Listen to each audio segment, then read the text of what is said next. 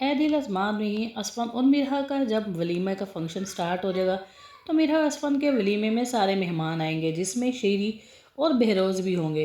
बहरोज़ अपनी बेटी मिरहा पर बहुत ज़्यादा खुश होगा और साथ ही उसे अनाइज़ा पर दुख होगा कि अनाइज़ा ने किस तरह से बारात वाले दिन बहरोज़ के सर पर खाक फेंक कर वो चली गई। अब जैसे ही मिरहा दुल्हन बनकर आएगी हाल में, वहीं पर ऊपर से अनाइज़ा आ जाएगी और अनाइज़ा से ये सब कुछ देखकर बर्दाश्त नहीं होगा। इसलिए नाइज़ा पानी का भरा हुआ गिलास मिरहा के मुंह पर फेंक देगी।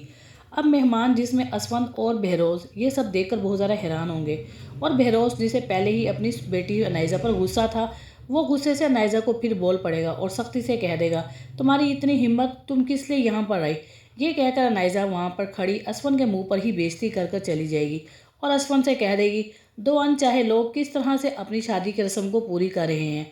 असवन को अपने आप पर बहुत ज़्यादा गुस्सा आएगा, मगर मौके की मुनासबत से संभालते हुए असवन मिरहा का हाथ पकड़ेगा और उसे स्टेज पर चढ़ाएगा। वहीं पर सारे बहुत ज़्यादा खुश होंगे जब असवन मिरहा से इस तरह मोहब्बत का इजहार करेगा। जब वलीमे का फंक्शन ख़त्म होगा तो असवन अपने कमरे में जाएगा और उसे बहुत ज़्यादा गुस्सा आएगा अपने आप पे कि उसने नाइज़ा जैसी लड़की को पसंद किया जो जिस लड़की का कोई किरदार और कोई मकाम ही नहीं। इस बात का असफन को गुस्सा आएगा और अब असफन की मोहब्बत मिरहा से शुरू हो जाएगी।